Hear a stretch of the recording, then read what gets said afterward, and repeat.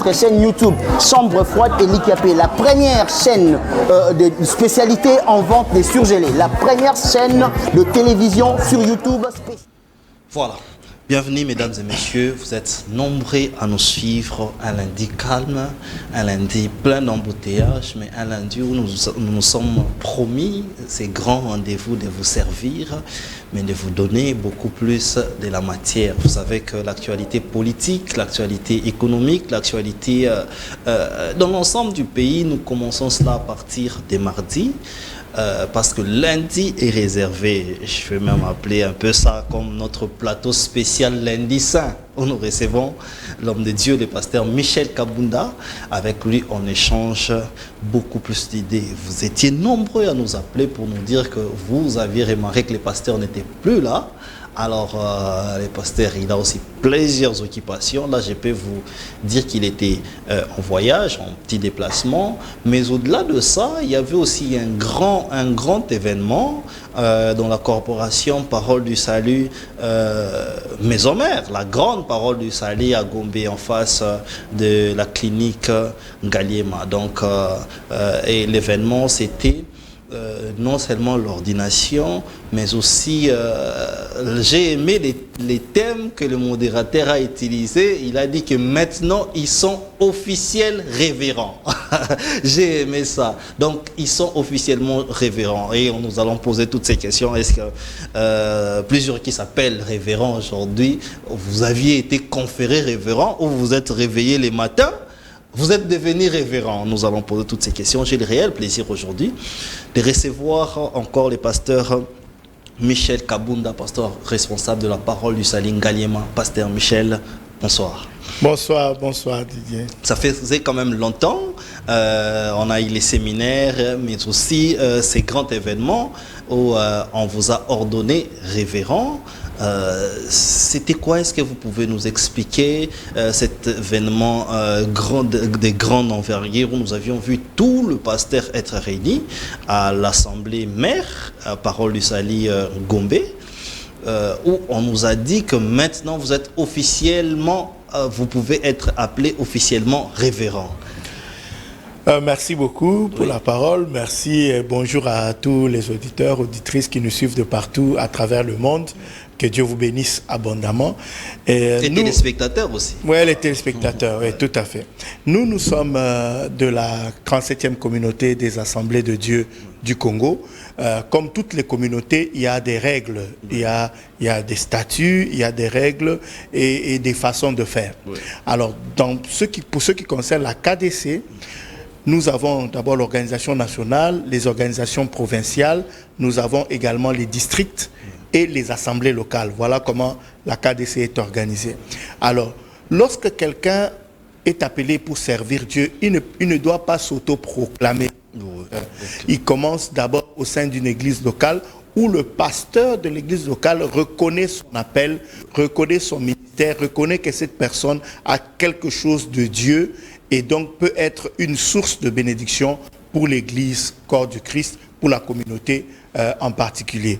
Et à partir de ce moment-là, on lui confie des responsabilités, on les prouve, on le teste, on le met à l'épreuve et on voit comment il se comporte et de plus en plus, son appel s'affermit et se prouve. Oui. À partir du moment où l'Église voit que vraiment ce frère ou cette sœur est vraiment appelé à servir Dieu, on fait la première étape qui est la reconnaissance du ministère. Okay. Là, on reconnaît l'appel que la personne a reçu, on le reconnaît et à partir de ce moment, les gens commencent à l'appeler pasteur parce qu'il y a la reconnaissance du ministère. Ou s'il est reconnu comme évangéliste ou comme, selon le titre de la reconnaissance, on commence à l'appeler selon ce titre-là. Évangéliste, docteur, pasteur, apôtre, prophète. Okay. Maintenant, après cette étape, il y a, selon l'évolution de son ministère, l'église locale peut être appelée à l'implanter quelque part.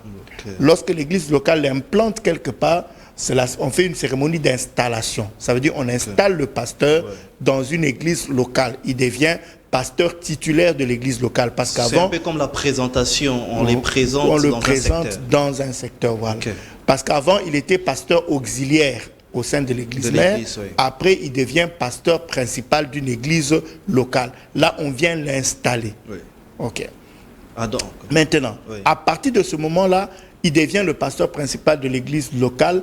On voit comment l'église évolue. Oui. Et c'est là qu'on reçoit les preuves que c'est un homme de Dieu à part entière. C'est un don de Dieu pour l'église. C'est quelqu'un que Dieu a appelé, qu'il a outillé. Et ça, c'est le temps qui va le prouver. Et la croissance de l'église, le témoignage des membres de cette église locale, toutes ces choses-là réunies, au bout d'un certain temps, on vient faire maintenant l'ordination. Okay. Ça veut dire c'est la cérémonie définitive. À partir de ce moment-là, l'homme de Dieu est consacré pasteur et on peut donc à partir de ce moment-là l'appeler révérend pasteur parce qu'il a été ordonné et donc il y a la reconnaissance de la communauté des assemblées de Dieu du Congo qui lui confère ce statut de pasteur partout où il peut passer à travers le monde. Il a été ordonné en tant que tel. Donc c'est la communauté ou les représentants légaux de la communauté qui reconnaît par rapport à l'œuvre de la personne. Voilà, donc c'est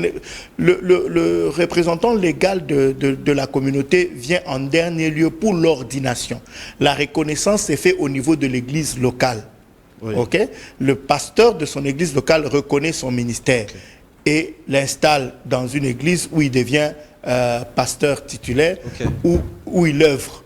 Mais à partir d'un certain moment, c'est le travail qu'il fait au sein de l'église qui amène la communauté à le reconnaître comme quelqu'un qui est une ressource pour l'église et qui peut servir et être reconnu comme tel partout où l'organisation se trouve. À ce moment-là, il y a l'ordination. C'est le représentant légal, donc disons le comité exécutif de la communauté qui vient ordonner les pasteurs et à partir de ce moment-là, ils peuvent œuvrer en tant que pasteur partout où ils peuvent partir. Alors, pasteur, les gens se posent pourquoi, c'est quoi la raison de suivre plusieurs étapes?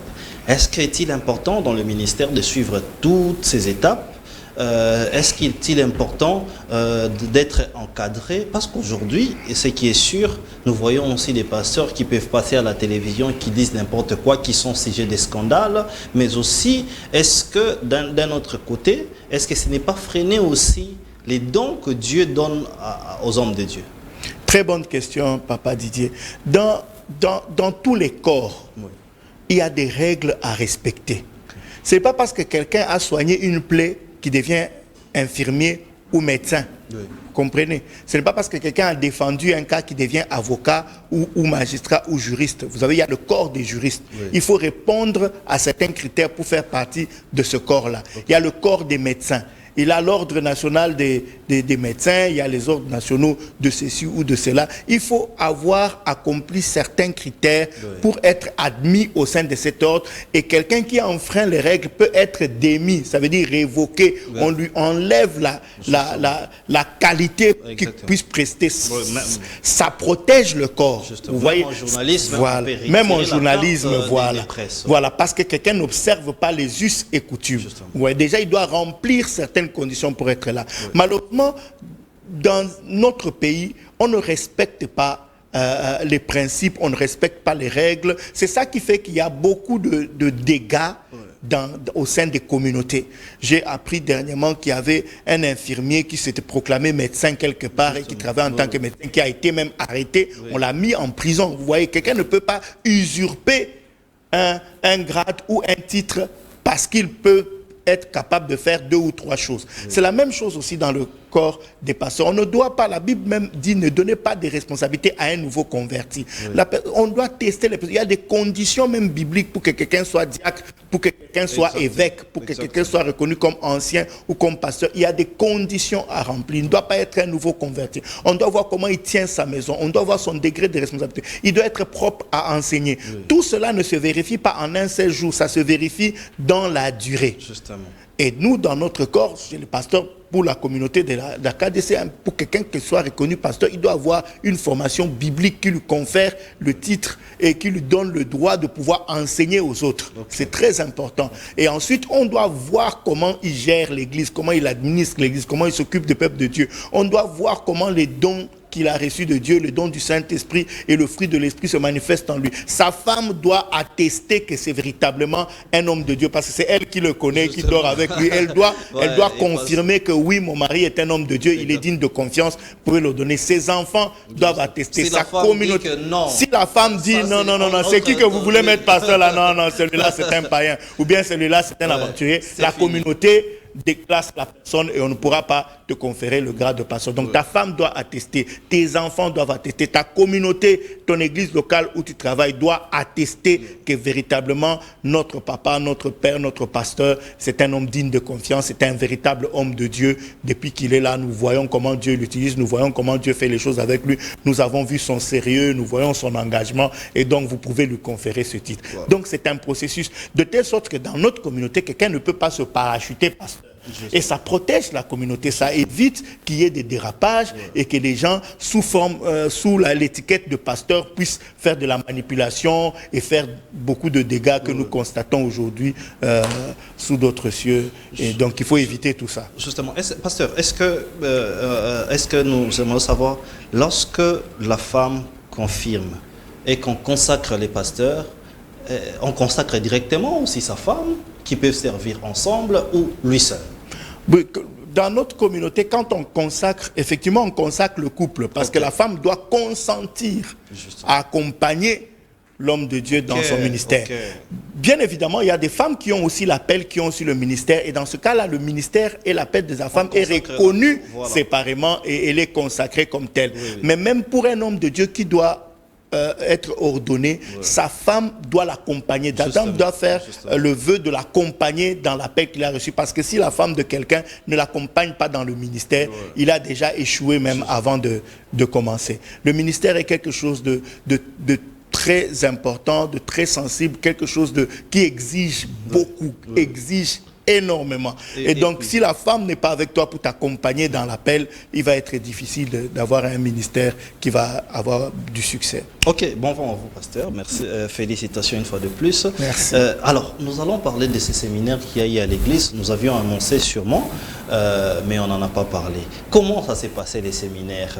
Il y a des gens, il y a quelques même de ma propre équipe ici qui ont dit que on va dans l'église, pasteur.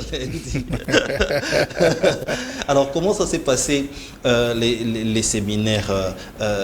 Il s'agissait de quoi, pasteur? Bon, le séminaire, nous avons eu le séminaire, le dernier séminaire, c'était celui de la Pâque. Justement. Il s'agissait de la Pâque. La Pâque, c'est la célébration de la Pâque, c'est la célébration du plus grand événement du christianisme. Parce que le christianisme existe parce qu'il y a eu la mort et la résurrection de Jésus-Christ. Okay. C'est la mort et la résurrection de Jésus qui fait de nous des chrétiens, qui fait de nous des sauvés, qui nous donne la vie éternelle, parce que Jésus est mort et est ressuscité. Et ça, c'est un événement majeur. C'est l'événement clé. C'est pas la naissance de Jésus qui nous accorde le salut, mais ça, sa mort et sa résurrection qui garantissent notre salut, qui garantissent notre victoire, qui garantissent notre rédemption et aussi la vie éternelle. C'est pourquoi nous devons célébrer cet événement avec la plus grande joie. C'est une grande fête, c'est la première grande fête réelle du christianisme. Cette fête qui a commencé depuis le Nouveau Testament, qui a été célébrée par les enfants d'Israël. Oui, cette fête qui est célébrée d'abord par les enfants d'Israël, parce que pour les enfants d'Israël, ce n'était pas la mort et la résurrection de Jésus qui célébraient, mais plutôt la délivrance de l'esclavage égyptien. Parce que vous savez que le peuple d'Israël a fait 430 ans d'esclavage en Égypte, où ils étaient brimés, opprimés, ils étaient dans des conditions difficiles, et ils n'avaient aucun espoir d'être un jour libérés à cause du fait que la nation qui les opprimait était la plus grande nation, la plus grande puissance militaire et tout ça de l'époque. Et donc il fallait seulement qu'il y ait un miracle, qu'il fallait que Dieu intervienne par son bras puissant en utilisant Moïse comme un instrument pour sortir le peuple de Dieu d'Israël et les amener vers la terre promise. Et cette sortie-là qui était une sortie miraculeuse parce que l'Égypte a été frappée par plusieurs plaies, 10 en l'occurrence, et c'est à la 10e plaie qui consistait dans le décès des premiers-nés d'Égypte que Pharaon finalement a fléchi les genoux et a décidé de laisser le peuple sortir. Et le peuple est effectivement sorti et il y a eu le grand miracle de la traversée de la mer Rouge pour continuer la route à travers le désert, l'engloutissement des ennemis. Donc pour Israël, la célébration de la Pâque, c'était la célébration de cette grande délivrance. Et la fête a continué jusqu'à quand Jésus est venu. Oui. Et quand Jésus vient, il meurt le vendredi de la célébration de la Pâque et il ressuscite le jour de la célébration de la Pâque, comme pour dire qu'une nouvelle Pâque vient d'être inaugurée. Okay. Ce n'est plus un agneau qui va être immolé pour que le peuple d'Israël quitte l'Égypte vers la terre promise, oui. Mais c'est le Fils de Dieu incarné qui va désormais être notre sacrifice offert à Dieu, oui. Et qui va en retour obtenir pour nous la rédemption, le salut, la délivrance et tout ce que nous pouvons espérer, tout ce dont nous avons été privés à cause du péché d'Adam. Justement, on va vraiment s'attarder sur ça parce que c'était les sujets même du jour, la mort, la résurrection de Jésus et puis les grands bénéfices qui est le Saint-Esprit. On va en parler. Alors, pasteur, les gens qui nous suivent aujourd'hui, ils ont besoin de retenir c'est quoi aujourd'hui les bénéfices dans notre vie quotidienne de tout le jour de la mort et du bénéfice de Jésus. C'est une émission d'enseignement beaucoup plus où nous voulons comprendre aussi la parole de Dieu, la sagesse que vous avez. Est-ce que vous pouvez nous en dire plus? La mort et la résurrection de Jésus dans nos vies quotidiennes de tout le jour. Qu'est-ce que nous pouvons retenir et c'est quoi les bénéfices? Voilà. Les deux événements sont les deux en un, mais chaque événement a un rôle important. Okay. Il fallait d'abord qu'il meure. Parce qu'il n'était pas mort, il n'allait pas ressusciter. Mais dans sa mort, il y a des acquis et dans sa résurrection aussi, il y a des acquis. Mais pourquoi est-ce que Jésus devait mourir? Nous, la Bible dit qu'à cause de la désobéissance d'un seul homme, en l'occurrence Adam, nous avons tous été plongés dans la désobéissance et donc sous la malédiction. Nous étions tous sous la malédiction. À partir d'Adam, l'homme naît sous la malédiction. Ce n'est pas parce que tu pêches que tu es pécheur, mais c'est parce que tu es pécheur que tu pêches. Le péché est donc collé à notre nature humaine défaillante et pécheresse. L'homme a terni l'image parce que quand Dieu a créé l'homme, il a dit faisons l'homme à notre image et selon notre ressemblance. Cette image a été brisée à cause du péché qu'Adam et Ève avaient commis dans le jardin d'Éden et à partir de là, ils ont été chassés du territoire de la bénédiction, du territoire de la longévité, du territoire de la vie. Ils sont allés maintenant errer. L'homme est devenu faillible, il peut tomber maintenant malade, il a perdu son éternité, sa longévité, sa force et sa suprématie sur toute la création de nature, Dieu. Où l'on pouvait envoyer même les animaux. C'est lui qui nommait les animaux. Il était immortel, il dominait sur les animaux, il dominait sur tout. Mais lorsque Satan est venu par la ruse l'égarer, Satan a récupéré cette autorité, cette domination sur la terre. C'est pourquoi aussi on l'appelle le prince de ce monde. Okay. Maintenant, l'homme a perdu le pouvoir, l'homme a perdu la domination, il est devenu faillible, il est devenu vulnérable et toutes ces années, il est resté dans cet état. Puis Dieu est venu, il a choisi un peuple, Israël, pour montrer à toute l'humanité ce que c'est que de marcher avec Dieu. Ok. Et il a commencé sa marche avec Dieu. C'est tout l'Ancien Testament. Comment est-ce que Dieu peut communier avec un peuple et lui redonner la suprématie sur les autres peuples? Comment est-ce que... Ce peuple-là, ce n'est qu'Israël. Voilà, c'était Israël. Dans l'Ancien Testament, Dieu avait choisi un peuple, en l'occurrence le peuple d'Israël, pour confondre les autres nations et leur dire que c'est moi qui suis le véritable Dieu. Et nous avons donc vu comment Israël a marché avec Dieu. Maintenant, à partir du moment où l'ancienne alliance a échoué, parce que dans l'ancienne alliance, pour avoir le pardon des péchés, il fallait sacrifier les animaux. Mais Dieu a vu que cette alliance-là ne pouvait pas sauver l'homme, elle ne pouvait pas amener l'homme à la perfection, parce que les gens en ont fait même un business. Vous voyez, c'est comme ça que les vendeurs d'animaux avaient même envahi les temples, parce que quelqu'un pouvait même appeler les sacrificateurs pour dire que mon frère, garde-moi des chèvres là, parce que je viens de pécher. Au lieu que la loi soit quelque chose qui te délivre du péché, mais c'était devenu comme une licence pour pécher. C'est-à-dire, plus tu as l'argent, plus tu n'as aucune crainte de pécher, parce que tu as plein de sacrifices que tu vas faire par rapport à tes péchés pour calmer et apaiser la colère de Dieu. Et donc ce système n'a pas marché. Dieu a vu que ce système ne pouvait pas amener l'homme à la perfection. Il fallait donc instaurer un nouveau système qui devait ramener l'homme dans son état original et l'amener à la perfection et dans une communion parfaite avec Dieu. Et pour ça, il n'y avait pas d'autre moyen que de sacrifier un sacrifice capable de couvrir tous les péchés de l'humanité tous les péchés des hommes, tous les problèmes que l'humanité puisse rencontrer. De tout. Donc voilà. la mort de Jésus. La mort de Jésus, effectivement. Et pour cela, il fallait que ce soit un agneau sans tache. Il fallait que ce soit quelqu'un qui n'a pas péché. C'est pour cela qu'au ciel, quand on a posé la question, qui va aller pour accomplir cette mission, c'est la première fois qu'au ciel où il y a un silence total. Ni les anges, les 24 personne. vieillards se sont tus. Les 4 vieillards, personne n'a parlé. Parce que comme j'ai l'habitude de le dire, c'est comme quand tu es à l'école, en classe, et que le professeur pose une question. Difficile. Lorsque tu n'as pas la réponse, tu fais tout pour que même tes yeux ne puissent pas croiser les yeux du professeur. Tu restes calme dans ton corps pour qu'on ne puisse pas te choisir parce que tu n'as pas la réponse. Il y eut un silence dans le ciel et puis Jésus a dit, me voici, moi je viens pour accomplir ta volonté. Il a dit, tu n'as voulu ni sacrifice ni holocauste pour les péchés, voici je viens pour venir accomplir ta volonté. Et donc il vient mourir comme un substitut. Il se substitue. En réalité, c'est toi et moi qui devions mourir à cause de nos propres péchés, mais aussi à cause de la malédiction que nous avons héritée d'Adam.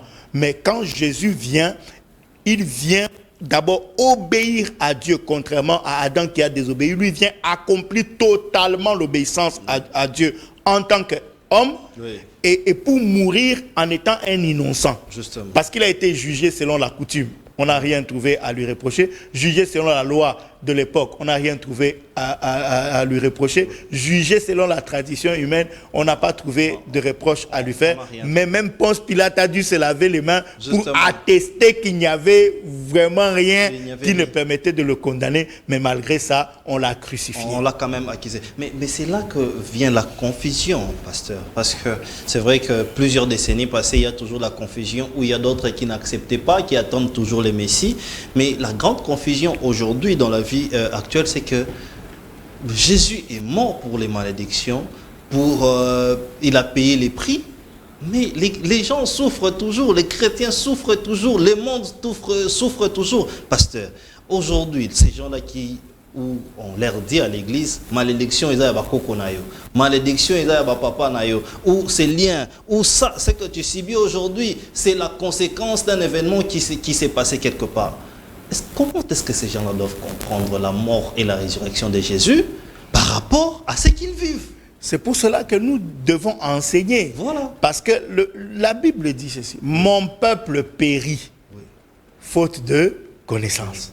C'est Dieu qui le dit. Tu peux avoir un droit, mais si tu ne connais pas si tu ne sais pas que tu as droit à quelque chose, tu n'y auras pas accès. Ce n'est pas de la faute de celui qui a mis la chose à ta disposition, mais c'est de ta faute, toi qui ignores que tu as accès à la chose. C'est comme quelqu'un à qui on a payé un billet en business, qui entre donc en business. On vient lui dire, monsieur, voulez-vous manger? Il dit non. Voulez-vous ceci? Il dit non, parce qu'il ne sait pas que c'est compris dans le billet qu'il a payé. Ce n'est donc plus la faute. Que la facture, il a peur qu'on lui apporte la facture après et qu'il ne soit pas en mesure de payer. C'est pour cela que les prédicateurs, nous devons enseigner les acquis de la mort et de la résurrection de Jésus. C'est une question de prendre connaissance, de comprendre et d'avoir la foi pour vivre les changements dans sa vie. Mais sinon, le prix a déjà été payé. Le prix total pour la guérison, pour la sanctification, pour le salut, pour la délivrance, le prix a déjà été payé par la mort de Jésus. Pour les enfants de Dieu. Effectivement. Jésus est mort à notre place. Là où je devais mourir, lui a dit, je meurs à ta place. Et pour tous ceux qui nous suivent, Jésus est mort une fois pour toutes pour nous sauver. Si tu continues encore à vivre dans la culpabilité du péché ou d'une faute que tu aurais commise, c'est l'ignorance qui te fait vivre dans cette culpabilité. Parce que dès lors que Jésus est mort, nous n'avons qu'une chose à faire. S'il arrive quelque part que tu es trébuché, c'est de seulement te repentir, parce qu'en faisant cette repentance, le sang de Jésus te purifie et te restaure complètement. Alors, là aussi, il y a plusieurs questionnements.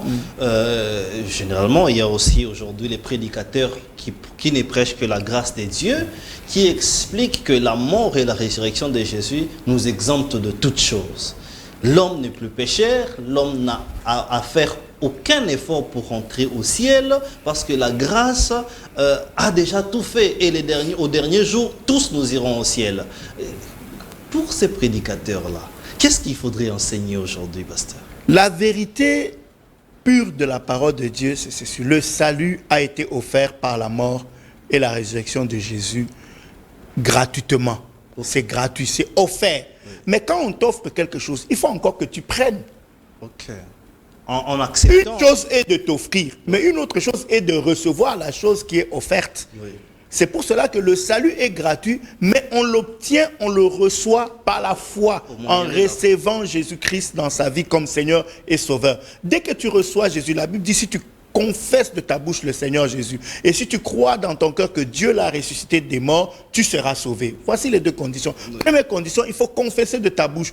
Tu dis, Seigneur, j'ai conduit ma vie moi-même, j'ai fait des erreurs, j'ai fait des fautes. De moment, je mérite la mort. Je mérite la mort parce que je suis descendant d'Adam. Je suis né dans le péché, ma maman m'a conçu dans le péché, moi-même j'ai commis le péché en vivant, mais à partir d'aujourd'hui, je veux reconnaître que tu es mort pour moi, je veux reconnaître que tu as payé le prix pour moi, ainsi je te donne ma vie, j'ouvre la porte de ma vie, que tu entres, que tu sois désormais mon Seigneur et mon Sauveur personnel. À partir de ce moment-là, tu fais cette prière avec la foi que ce que tu dis vient du fond de ton cœur, avec la foi que ce que Jésus a fait comme sacrifice est validé dans ta vie. À partir de ce moment-là, une nouvelle vie commence.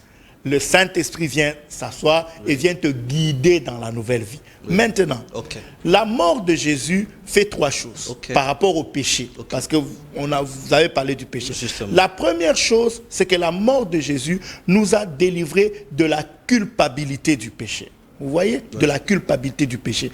Quand nous confessons nos péchés, Dieu est fidèle, il nous pardonne. Il ne nous pardonne pas gratuitement, il nous pardonne parce que Jésus a payé pour nos péchés.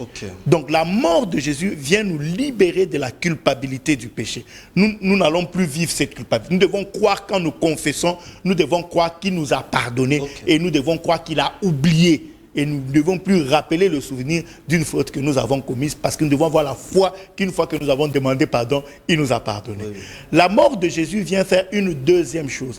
La mort de Jésus vient effacer la conséquence du péché dans notre vie. C'est ça que la Bible dit, qu'il n'y a plus de condamnation. À partir du moment où tu as confessé ton péché, parce que le péché amène des malédictions, des maladies et toutes sortes de mauvaises conséquences dans nos vies. Donc il ne s'agit pas seulement d'obtenir le pardon, il s'agit aussi d'obtenir la rédemption, le rachat. Donc la mort de Jésus vient aussi effacer les conséquences. Si tu avais une maladie ou tu étais devenu stérile parce que tu avais fait plusieurs avortements dans ta vie et qu'à cause de ça tu ne parviens pas à avoir des enfants, ou bien tu as un problème quelconque, dès que tu te repens et que tu confesses tes fautes, tu confesses tes péchés et que tu invoques le nom de Jésus, à cause de l'œuvre de la croix, même les conséquences dues au péché que tu avais commis dans ton passé vont être révoquées, elles vont être annulées. Jésus les malédictions, peut te guérir, il peut te guérir et restaurer ta vie. De la même manière qu'il avait promis déjà dans l'Ancien Testament, je vous remplacerai les années qu'ont dévoré les sauterelles, les gélèques, les gazelles et les asiles. Cette grande armée que j'avais envoyée contre vous. De la même manière aujourd'hui, quand le péché est confessé et que Dieu t'a pardonné, il y a aussi la possibilité qui est restauration par rapport aux dégâts et aux conséquences que ce péché avait causé dans ta vie. Donc premièrement, il y a délivrance de la culpabilité du péché. Deuxièmement, il y a premièrement, délivrance de la culpabilité du péché. Deuxièmement, délivrance des conséquences du péché. Et la troisième chose qui est aussi très importante, c'est que la mort de Jésus à la croix vient nous délivrer de la puissance du péché. Pour que le péché ne puisse plus régner en nous. Parce que lorsque nous sommes sans Jésus, nous n'avons aucune possibilité de vaincre le péché. Il domine sur nous. Il nous tient. On est emprisonné par le péché. Mais dès lors que tu reçois Jésus-Christ dans ta vie comme Seigneur et Sauveur, la puissance du Saint-Esprit vient te donner la force de dire non au péché. Et ainsi, vous voyez quelqu'un qui était un ivrogne, il arrête de boire, il arrête avec l'ivrognerie.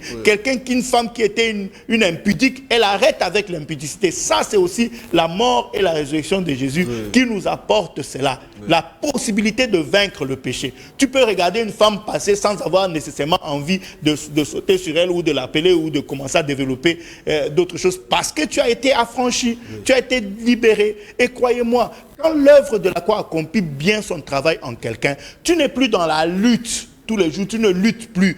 Tu es libéré, tu te sens libre. Tu peux être assis, les gens sont en train de boire autour de toi, mais tu n'en sens pas l'envie. Parce que tu as été libéré. Tu as été libéré. Et c'est ça aussi l'œuvre de la croix. Il vient briser la puissance du péché dans nos vies. Et là, on peut vivre la vraie liberté. La vraie liberté, ce n'est pas faire tout ce qu'on veut. Non, la vraie liberté, c'est être capable de ne pas faire ce qui ne doit pas être fait. Ok. Alors, pasteur, quand est-ce que, je pose cette question par rapport à la question que les disciples ont posée à Christ.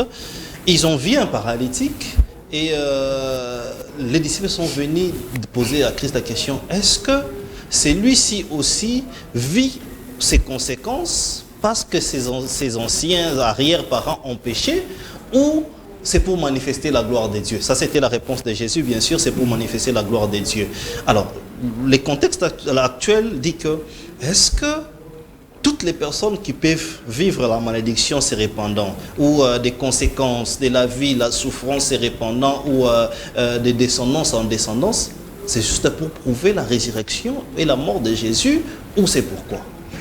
Déjà, d'entrée de jeu, il faut comprendre que la Bible, c'est un tout. Justement. C'est pour cela qu'on encourage les gens à faire la théologie, parce que ça vous permet de faire une vraie étude approfondie sur le livre qu'on appelle la Bible et sur les différents livres de la Bible. Okay. Et donc, un des grands dangers aujourd'hui dans la théologie, c'est de prendre un verset et d'en faire une doctrine. Okay. C'est ça le grand danger. Ouais. Parce qu'il y a des cas, il y a plusieurs cas. Il y a des cas où Jésus a dit que tes péchés sont pardonnés, la personne a été guérie. Okay. Ça veut dire que la maladie de cette personne avait pour origine les fautes que la personne avait commises. Mais dans le cas spécifique dont vous êtes en train de parler, les disciples lui ont posé la question, c'est lui ou ce sont ses parents qui ont fait une faute qui amène qu'il soit dans cet état? Mais dans ce cas-là précis, Jésus a dit, ce n'est ni lui, ni ses parents, mais c'est pour que la gloire de Dieu se manifeste. Effectivement, dans la vie des enfants de Dieu, il y a des situations que Dieu crée pour manifester sa gloire après.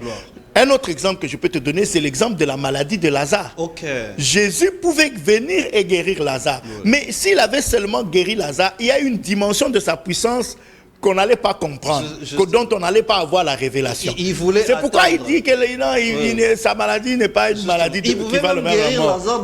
Même de loin, il pouvait dire seulement qu'il est guéri et Lazare serait guéri. Tu vois. Mais là, non seulement il a attendu que Lazare meure, mais il a attendu 4 jours plus tard qu'il soit dans un état de décomposition avancée, parce qu'il voulait manifester sa puissance. Okay. Il y a des choses qui arrivent parfois dans nos vies, c'est pas Satan, c'est pas les démons, c'est pas les sorciers, mais c'est Dieu qui veut se révéler à toi dans une dimension particulière. Donc il permet un chaos pour se révéler à toi et te dire que dans n'importe quelle situation qui viendra dans ta vie, tu peux compter sur lui parce qu'il sera toujours capable de ramener les choses en place. Et là, dans le cas de Lazare, il voulait nous montrer qu'il est la résurrection et la vie. Et que quiconque croit en lui peut être sûr que nous avons la victoire même sur la mort. Ainsi, même si tu es dans une situation qui semble être morte, qui semble avoir pourri, où il n'y a plus d'espoir, même dans ces cas-là, tu peux encore invoquer le nom de Jésus et vivre une délivrance et une restauration particulière. Rien n'est impossible à Dieu, rien n'est impossible à celui qui croit en lui. Merci. Pasteur, nous avant d'entrer dans l'autre chapitre, comment nous pouvons comprendre, ou les peuples de Dieu peuvent comprendre la notion de la grâce par rapport à la mort et la résurrection de Jésus, ou même la venue de Jésus sur la terre? Voilà. C'est vrai qu'il y a beaucoup de messages qui sont prêchés sur la grâce, et certains messages sont un peu pernicieux. Parce que la grâce n'est pas une licence pour pécher. C'est très important de comprendre ça.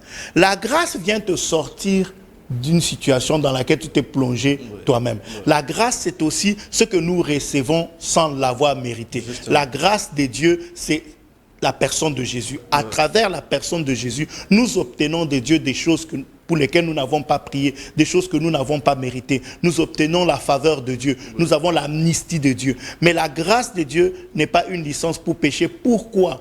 Parce que le péché a quelque chose de pervers, pas contre Dieu, mais contre toi qui le commets. Tu comprends? Quand moi je pêche, Dieu ne perd rien. Dieu n'est pas diminué, il reste Dieu. Il a toujours son adoration, il a sa louange, il reste Dieu. Mais quand je pêche, c'est moi qui me mets en difficulté. C'est moi qui me mets en problème. Je peux donner quelques exemples. Tu pries, tu jeûnes, Dieu te bénit, on te donne un travail, un poste de comptable quelque part. Tu arrives en tant que comptable, tu détournes l'argent de la caisse. La grâce de Dieu ne va pas te couvrir pour qu'on ne voie pas que tu as détourné. Il va y avoir une audite et on va voir que tu avais détourné. Tu vas perdre ainsi le travail que tu avais obtenu par la grâce. Donc la conséquence du péché en ce moment-là, ça sera la perte du travail. Et ce n'est pas parce que tu es chrétien que tu ne vas pas perdre le travail. Tu le perdras parce que tu as péché. Donc nous, Ouais, en tu tant que rentreras au chrétiens, chômage. voilà, nous en tant que chrétiens, nous devons tout faire pour ne pas tomber dans le péché parce que le péché a toujours des conséquences.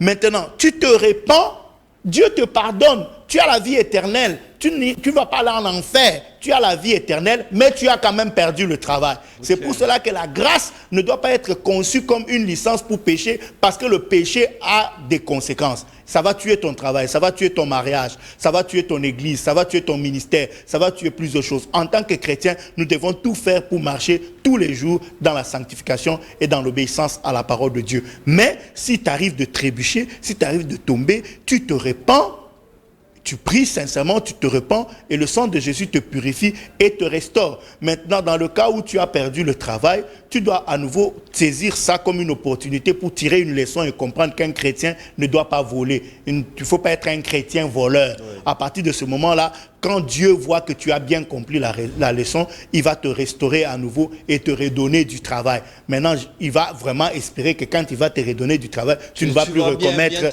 la même erreur. Oui, oui. Voilà. Alors, pasteur, nous allons entrer dans les chapitres qui est les Saint-Esprit et les bénéfices du Saint-Esprit. Mais avant ça, puisqu'on parle de Jésus, aujourd'hui, sur les réseaux sociaux, en tout cas, il y a des millions de gens qui se posent plusieurs questions.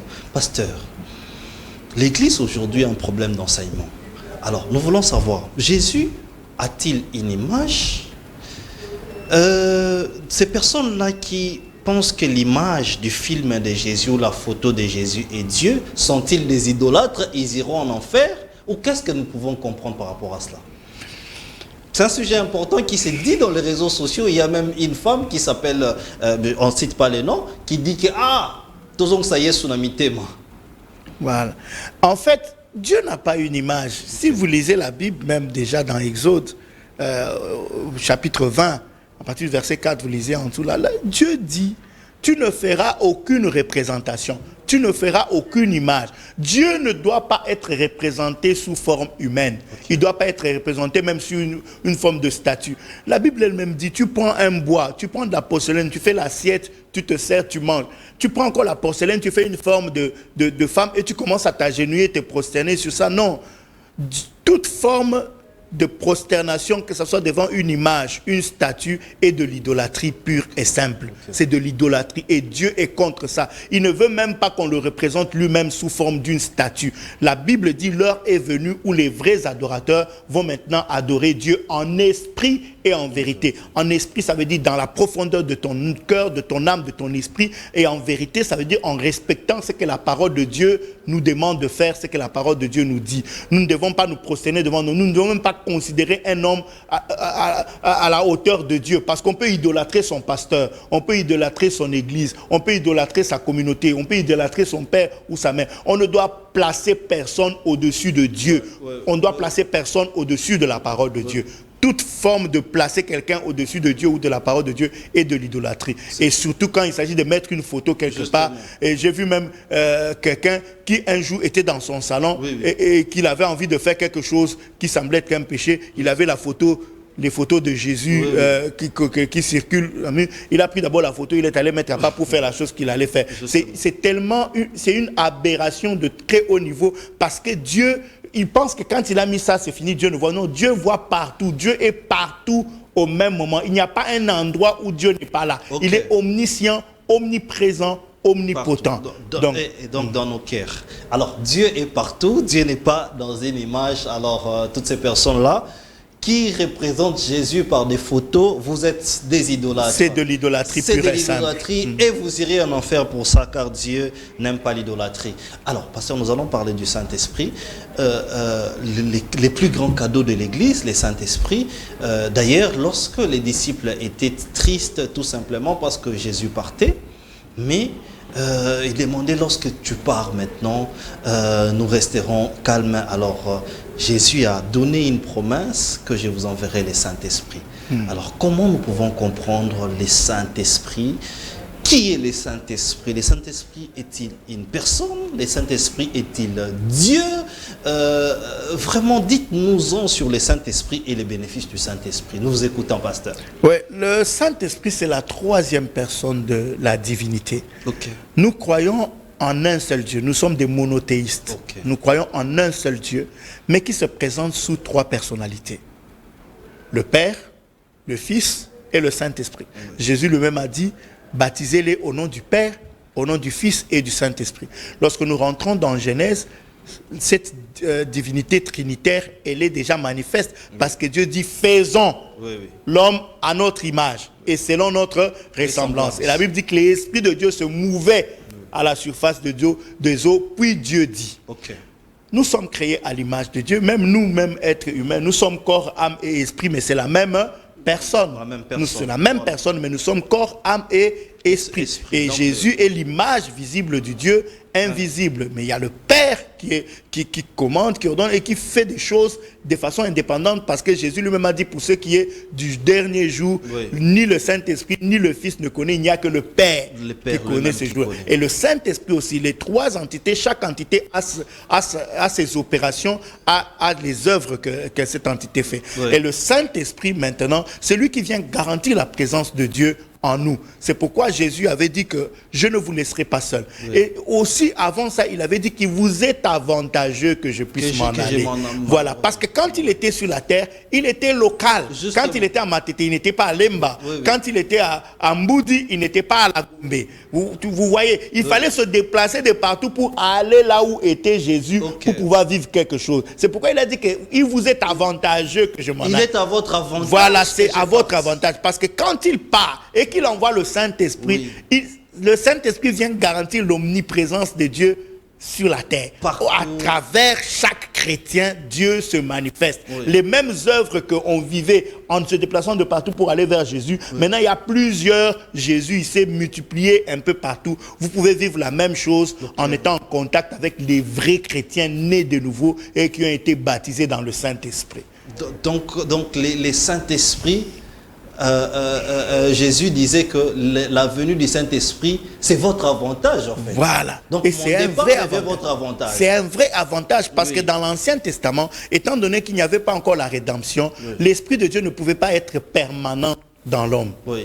Parce que Dieu ne cohabite pas, les saints ne cohabitent pas avec le pécheur. Tu vois. Maintenant, à partir du moment où il y a eu la rédemption et que le sang de Jésus est venu nous laver, nous purifier et nous couvrir, le voile qui était dans le temple, qui séparait le lieu saint du lieu très saint, s'est déchiré. Maintenant, nous avons tous accès à entrer dans le lieu très saint et à communier de manière permanente avec Dieu. C'est ainsi que Dieu peut maintenant habiter en moi. Moi qui suis imparfait, le Dieu parfait peut désormais habiter en moi par le Saint-Esprit. Et ça, c'est un avantage. Parce qu'on n'a plus besoin toujours d'aller consulter les prophètes, d'aller consulter ceci. Même toi-même, en te mettant en genoux dans ta chambre, tu peux poser une question à Dieu et recevoir la réponse. Tu peux recevoir la prophétie. C'est ça qui fait que le chrétien, aujourd'hui, peut vivre la manifestation de tous les dons du Saint-Esprit. Je dis bien tous les dons. Tous les chrétiens peuvent prophétiser. Tous les chrétiens peuvent avoir une parole de sagesse, une parole de connaissance, peuvent avoir une vision, une prophétie. Tous les chrétiens peuvent imposer les mains aux malades et obtenir la guérison,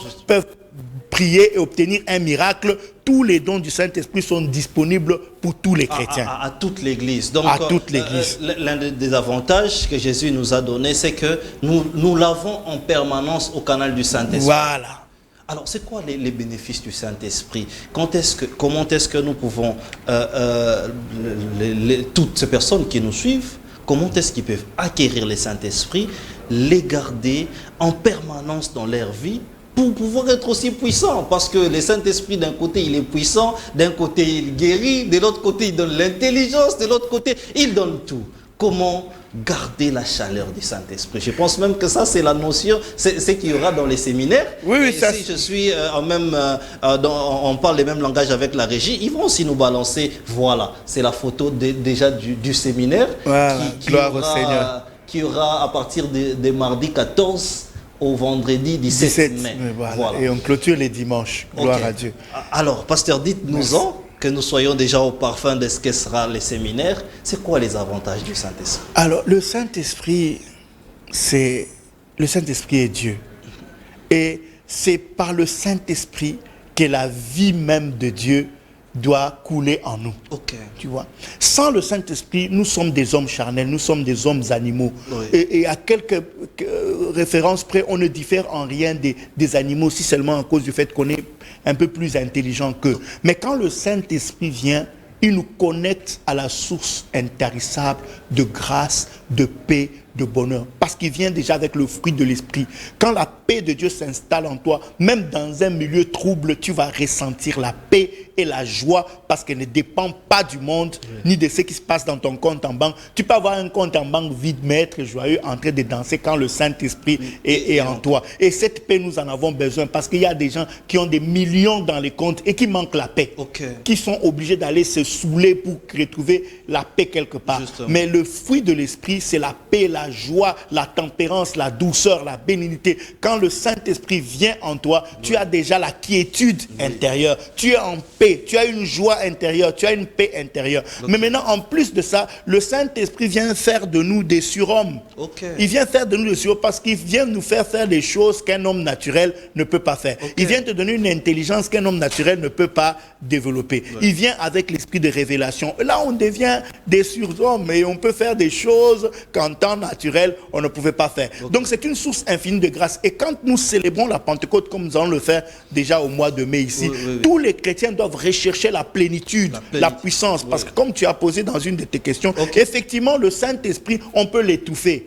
Le Saint-Esprit, on peut l'attrister. Le Saint-Esprit, on peut même l'éteindre. C'est pourquoi la Bible dit, n'éteignez pas le Saint-Esprit, n'étouffez pas le Saint-Esprit, n'attristez pas le Saint-Esprit. Au contraire, on doit le raviver. On doit le raviver par des moments, par la prière, par une bonne vie de prière. On doit le raviver par la méditation de la parole de Dieu et on doit le raviver en évitant de commettre des erreurs, de commettre le péché, parce que le péché vient éteindre le Saint-Esprit, le péché vient étouffer le Saint-Esprit, les rancœurs, la méchanceté, la jalousie, les mauvais sentiments étouffent le Saint-Esprit et l'empêchent de se manifester. Pendant des moments comme ceux du séminaire, on va expliquer comment libérer la puissance du Saint-Esprit en toi en évacuant tout ce qui peut être comme des choses qui peuvent étouffer, qui peuvent éteindre, empêcher l'œuvre du Saint-Esprit de s'opérer, et comment demander des dons que tu ne possédais pas, parce que Dieu donne. On dit ce sont les dons du Saint-Esprit. C'est-à-dire le Saint-Esprit vient nous communiquer des dons. Il vient donner, il peut donner. Tu peux demander le don de guérison, tu peux demander le don de miracles, tu peux demander le don de prophétie, et Dieu donne. S'il y a une chose vraiment que Dieu est disposé à donner aux gens, c'est les différents dons du Saint-Esprit. Donc quand le Saint-Esprit vient, il se manifeste par des dons, dans la vie d'une personne, la personne devient extraordinaire. Elle devient extraordinaire, elle a maintenant un don. Par exemple, si maman a maintenant le don de prophétie, ça veut dire que beaucoup de choses vont changer dans sa maison.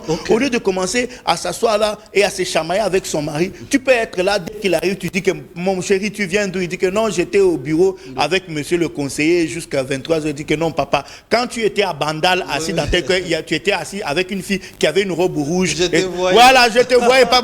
Voilà, ça va résoudre tout un tas de problèmes. C'est comme ça que Jésus a dit à Nathanaël, quand tu étais sous le figuier, je te voyais. Et ça a directement amené Nathanaël à comprendre qu'il était en face du Messie et à se convertir. Vous voyez, le don du Saint-Esprit va nous aider à gagner les âmes plus facilement. Au lieu d'aller dans des discussions inutiles, il te fait voir les choses à l'avance, il te fait gagner. Quelqu'un peut être en train de te parler et le don de discernement, quand il se manifeste, peut te dire que la personne ici est en train de mentir. C'est que la personne ici dit est faux. Le Saint-Esprit peut te convaincre d'investir dans un domaine où les gens ne veulent pas investir, alors que c'est là que se trouve la clé de ta prospérité. Donc nous avons besoin du Saint-Esprit. Sans lui, nous serons des hommes comme tous les autres hommes. Mais quand le Saint-Esprit vient s'installer, il fait de nous des surhommes. Il nous fait accéder au monde surnaturel, au monde des exploits, au monde des choses extraordinaires que l'œil n'a pas vu, que l'oreille n'a pas entendu, et qui ne sont pas montées dans le cœur des hommes. Et nous, l'Église a besoin de la puissance, a besoin du feu du Saint-Esprit. Parce qu'il faut que reviennent dans l'Église les guérisons surnaturelles,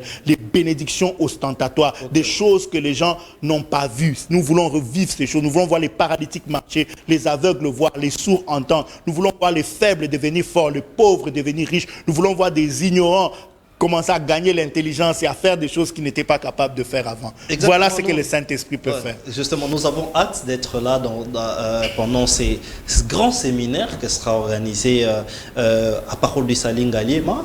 Nous avons vraiment hâte parce que nous sommes arrivés à la fin.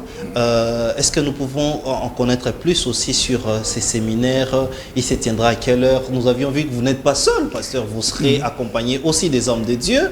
Est-ce qu'il y aura des délivrances? Qu'est-ce qu'il y aura au menu? Voilà, nous ne serons pas seuls, effectivement, parce que personne, aucun homme de Dieu n'a tout. Okay. Non.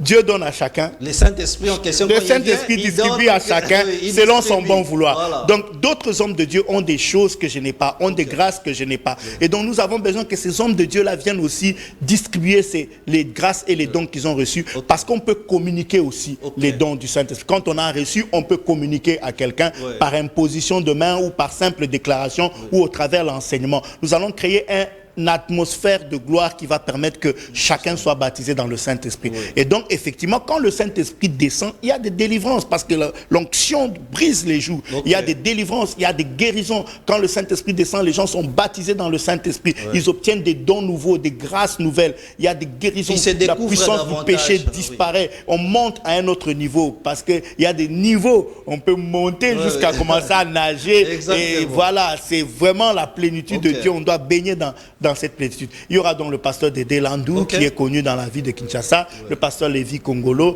le pasteur Flarin Kanto et moi-même. C'est vraiment, je crois qu'avec ces hommes de Dieu bénis et puissants que Dieu a utilisés et qu'il utilise encore puissamment, le peuple de Dieu sera extrêmement béni. C'est l'affiche qu'ils voient là, c'est l'affiche qu'ils sont en train de voir. Nous sommes arrivés à la fin. Voilà, c'est l'affiche qu'ils voient et c'est tous les hommes de Dieu là qui sont là.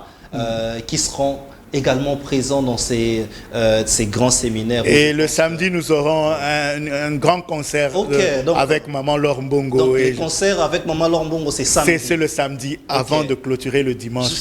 Toujours le soir. Toujours la même semaine, toujours le soir, oui. Et donc, c'est une semaine explosive et bénie dans le Seigneur. Merci. Nous sommes arrivés à la fin de notre émission. On nous signale déjà à la régie qui était maintenue, dirigée par JC. Aujourd'hui, je t'ai fait un clin d'œil, JC, mais il faut partir à l'église tous les dimanches. Il ne faut pas toujours rester là lundi. Les pasteurs sera, sinon le jour où le pasteur sera en voyage, tu vas rater tout ça. Restez branchés sur nos antennes. Bonsoir chez vous. Bonsoir chez vous. Mesdames et messieurs, bienvenue, c'est votre